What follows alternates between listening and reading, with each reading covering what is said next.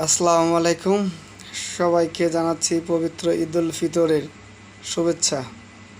সমস্ত বাংলাদেশের AI technician সহ ফেসবুকের সকল বন্ধুবান্ধবদের জানাই পবিত্র ঈদুল ফিতরের শুভেচ্ছা।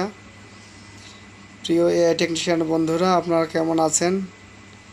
আগামীকাল পবিত্র ঈদুল ফিতর। আশা করি অনেকেই ভালো আছেন, অনেকেই ভালো নেই, কারণ আমরা একটি দীর্ঘ পথ চলার ভিতর দিয়ে আন্দোলন চলছে ৭ দফা বাস্তবায়নের জন্য। আশা করি যে আমরা অতি শীঘ্রই এই আন্দোলন থেকে ফিরে আসব, আমাদের দাবি দেওয়াগুলো মেনে নেওয়া হবে।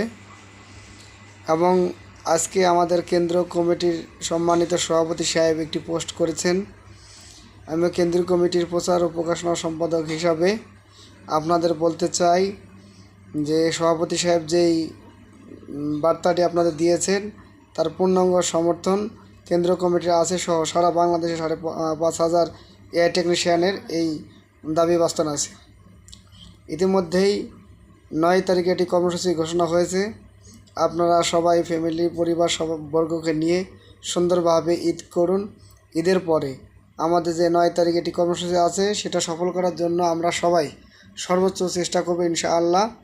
ইতিমধ্যেই আপনারা দেখেছেন আমাদের গতকাল সমস্ত বাংলাদেশের যারা এআই টেকনিশিয়ান নেতৃবৃন্দ আছেন সবার সাথেই কেন্দ্রীয় সভাপতি সহ কেন্দ্র কমিটির এবং জেলা কমিটির সদস্যদের সাথে নেতৃত্বের সাথে জুম মিটিং হয়েছে, যেখানে সবারই একটি সিদ্ধান্ত হয়েছে যে আমরা আন্দোলন যেটা আছে সেখানেই থাকব এবং সামনে এই আন্দোলন বাস্তবায়নের জন্য সর্বোচ্চ চেষ্টা করব। বিভিন্ন জেলায় উপজেলায় এআই টেকনিশিয়ানদের উপরে বিভিন্ন রকম সুকেশ সহ হুমকি ধামকি বিভিন্ন রকম আসছে। সেখানে সবার একই কথা হচ্ছে, আমরা এই আন্দোলন থেকে পিছানোর কোনো সুযোগ নেই।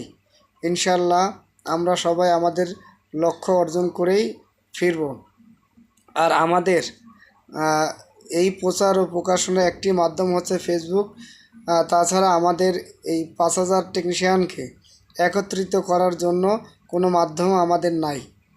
যেমন রাজনৈতিক নেতৃবৃন্দের একটি মাধ্যম হচ্ছে গণমাধ্যম, তারা কিছু বললে সেটি গণমাধ্যম প্রচার হয়, কিন্তু আমরা আমাদের দাবি আদায়ের জন্য গণমাধ্যম ব্যবহার করতে সামান্য সময় পারছি, কিন্তু ফেসবুকটা আমরা নিয়মিত ব্যবহার করতে পারছি। আমরা ইচ্ছাকৃতভাবে আমাদের দপ্তরের বিরুদ্ধে আমরা কিছু বলছি না, আমরা আমাদের দাবি দেওয়ার বিষয় ফেসবুকে বা বিভিন্ন সোশ্যাল মিডিয়াতে বলে আসছি।